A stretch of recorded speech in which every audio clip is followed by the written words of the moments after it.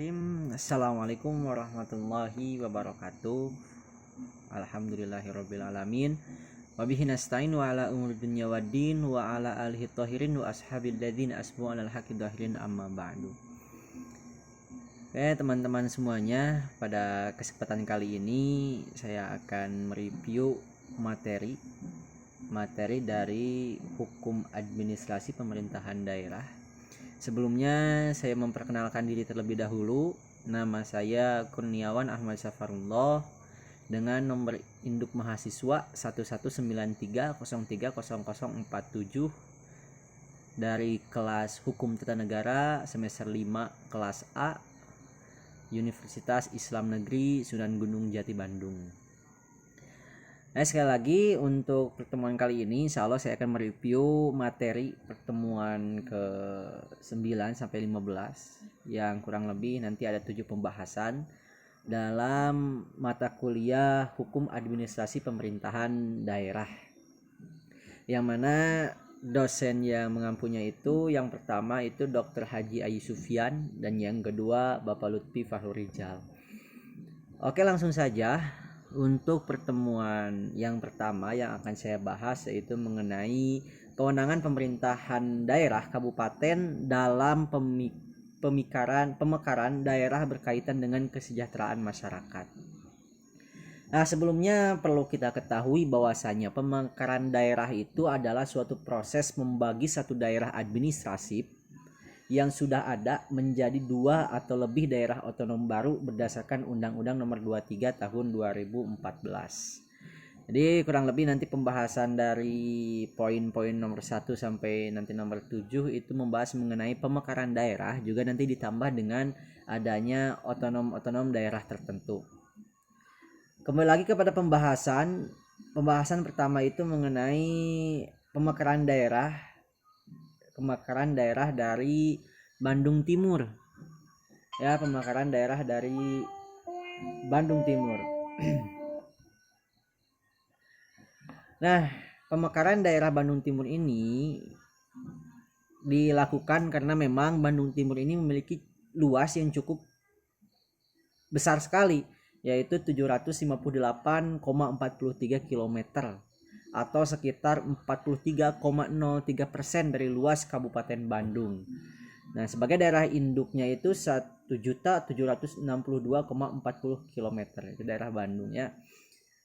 Dan jumlah penduduk berdasarkan data dari Biro Pusat Statistik BPS Kabupaten Bandung ini sekitar 1.762.133 jiwa. Dan ini merupakan survei di tahun 2020 ya, atau sekitar 48,63% dari jumlah penduduk Kabupaten Bandung. Jadi kalau dilihat kurang lebih hampir setengahnya Kabupaten Bandung di Bandung Timur ini penduduk jiwanya itu sangat banyak sekali. Nah, wilayah CPDOB ini dari Kabupaten Bandung Timur ini paling selatan ialah daerah Kertasari, daerah paling ujung, yang mana daerah dataran tinggi yang di sana itu banyak perkebunan dan memang ekonomi cukup tinggi di sana. Kemudian wilayah didominasi perkebunan teh dan usaha tani sayuran, itu di daerah Kertasari itu ya. Kemudian di kawasan ini pun terdapat hulu sungai Citarum, atau orang daerah Kertasarinya bilangnya itu daerah Cisanti di sana, yang sekarang dikuasai ataupun diolah oleh TNI Angkatan Darat dengan slogan Citarum Harum. Ada 5 kecamatan yang paling padat penduduknya di daerah Bandung Timur ini ialah Majalaya, Cileunyi, Ranca Ekek, Bojong Soang, Ciparai. 7 dari 15 kecamatan ternyata berpenduduk lebih dari 100 jiwa. Ada Cileunyi, ada Ranca Ekek, ada Ciparai, ada Majalaya, ada Paseh, Cicalengka, Pacet, Cimenyan, Bojong Soang, dan yang lainnya. Makanya kalau mengenai Bandung Timur ini, kalau ingin dimekarkan cukup memadai, mulai dari sumber daya alam, terutama tadi di daerah Kertasari itu perkebunan yang sangat bagus sekali, dan juga sumber daya manusia yang cukup banyak kuantitasnya cukup banyak dan kualitasnya pun tidak mengalahkan kuantitas tersebut. Kemudian pembahasan yang kedua itu adalah pemekaran daerah Garut Selatan. Sudah lama ini pembahasan mengenai pemekaran Garut Selatan. Kita akan bahas saja apa potensi-potensi yang ada di Garut Selatan sehingga apakah pantas Garut Selatan ini dimekarkan. Jumlah kecamatan yang ada di Garut Selatan ini terdapat 15 kecamatan yang mana yang akan memisahkan diri dari Kabupaten Garut. Yaitu ada Banjarwangi, Singajaya, Mekarmukti, Cihurip, Cibalong, Pamengpeuk, Cikelet, Caringin, Cisewu, Bungbulang, Pakenyeng, Cipeundeuy, Pamulihan, Palegong, dan Cisompet. Yang semulanya awalnya 16, cuman ada satu kecamatan yang memang tidak mau memisahkan diri, yaitu Cikajang. Karena mungkin Cikajang ini lebih dekat ke Kabupaten Garut dibanding nanti memisahkan diri di Kabupaten Garut menjadi Kabupaten Garut Selatan. Dari segi ekonomi pun Garut Selatan ini cukup potensial sekali, melihat beberapa tempat yang memang potensial. Salah satunya itu ada daerah Bungbulang dan Cisewu yang mana di sana itu banyak rempah-rempah yang berkualitas bagus. Selain itu terdapat juga dataran tinggi yang mana akan bagus dari segi sayurannya. Dan di Garut Selatan ini salah satu yang cukup istimewa juga yaitu ada daerah pantai yang mana akan nanti bisa menghasilkan ekonomi yang bagus dari segi perikanan. Namun yang menjadi masalah di daerah Kabupaten Garut Selatan ini adalah dari segi sumber daya manusianya yang masih kurang. Karena di sana pendidikan itu masih jelek ya, masih lemah gitu. Ya kalau dilihat kalau SD, SMP dan SMA masih banyak, tapi perguruan tinggi kayaknya masih kurang. Dan bahkan banyak orang atau banyak anak-anak yang memilih tidak melanjutkan sekolah ketika dia sudah lulus SD atau lulus SMP. Itu yang kedua. Kemudian pembahasan yang ketiga yaitu pembahasan mengenai pemekaran daerah Sukabumi Utara. Nah, Sukabumi ini memiliki luas wilayah terluas se-Jawa Bali. Namun memiliki nilai PDRB 2,3% dari total PDRB kabupaten atau kota di Jawa Barat. Nah, cukup kecil sekali PDRB-nya. Dan dengan perkembangan wilayah yang cukup lambat. Masalah utama kenapa di daerah Sukabumi ini cukup lambat karena cuma terbagi kepada 2 wilayah.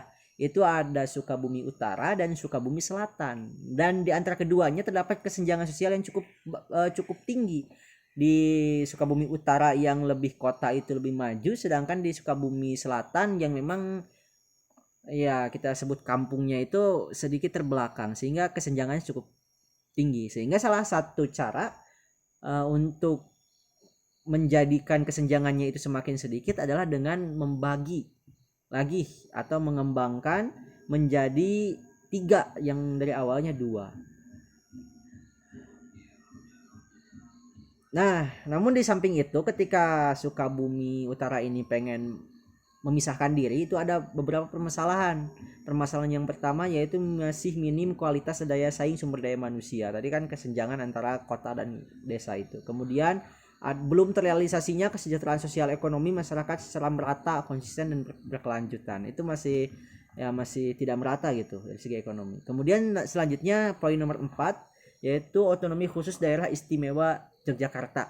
Nah, siapa yang tidak mengenal daerah Yogyakarta gitu ya? Daerah yang menjadi daerah tertua di Indonesia kedua setelah Jawa Timur. Dan yang jadi istimewa daerah istimewa Yogyakarta ini pernah menjadi ibu kota ketika Indonesia waktu itu menjadi daerah RIS Republik Indonesia Serikat itu ya waktu sementara itu. Antara lain percepat saja, keistimewaan yang dimiliki oleh Yogyakarta itu adalah sebagai daerah otonomi itu ada beberapa. Yang pertama ada tata cara pengisian jabatan, kedudukan, tugas dan wewenang gubernur dan wakil gubernur. Kemudian yang kedua kelembagaan pemerintahan daerah Yogyakarta. Kemudian kebudayaan, pertahanan dan tata ruang. Kemudian yang kelima ada otonomi khusus daerah Nanggro Aceh Darussalam. Ya, yang sering kita sebut sebagai serambinya Mekah karena waktu itu Islam awal mula tumbuh dari Aceh gitu ya.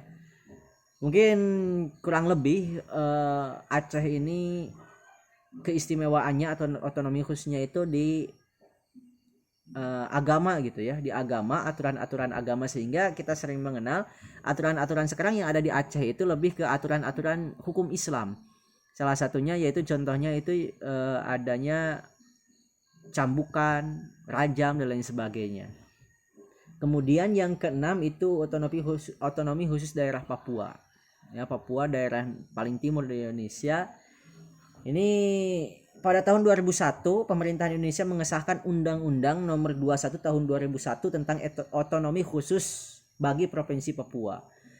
Diadakannya otonomi khusus Papua ini tidak lain tidak bukan hasil penelitian, karena memang di Papua ini kan cukup kalau kita sebut menyedihkan, cukup menyedihkan, apalagi dari segi ekonominya, sehingga perlulah untuk diadakannya otonomi khusus daerah Papua. Selain itu, Papua itu cukup luar biasa dengan banyaknya kebudayaan lokal. Ya, salah satunya bagaimana ada makanan-makanan yang haram yang dilarang oleh agama Islam namun dibolehkan di Papua ini karena memang ya keadaannya seperti itu. Kemudian pembahasan yang terakhir, pembahasan mengenai nomor 7 yaitu otonomi khusus DKI Jakarta. Ya, ibu kota kita perlunya tidak perlu ya kita bahas terlalu jauh mengenai Jakarta ini kenapa harus diberi otonomi khusus, karena memang sudah menjadi negara, bukan menjadi daerah yang memang menjadi ibu kota negara Indonesia ini. Dipilihnya Jakarta ini karena strategis baik dalam lingkup nasional, regional maupun internasional, sehingga diberikanlah otonomi khusus kepada daerah Jakarta tersebut. Yang itulah secara singkat mungkin pembahasan mata kuliah Hukum Administrasi Pemerintahan Daerah di semester 5 ini. Ya, mudah-mudahan bermanfaat khususnya bagi saya yang menyampaikan dan umumnya bagi kita semua, dan saya mengucapkan terima kasih kepada dosen pengampu yang telah memberikan ilmunya, mudah-mudahan menjadi amal soleh yang akan dibawa nanti ke alam mahsyar. Amin ya Allah ya rabbal alamin. Terima kasih atas segala perhatiannya. Mohon maaf bila banyak kekurangan. Kalau pengen lebih lanjut lagi nanti kita diskusi lagi. Assalamualaikum warahmatullahi wabarakatuh.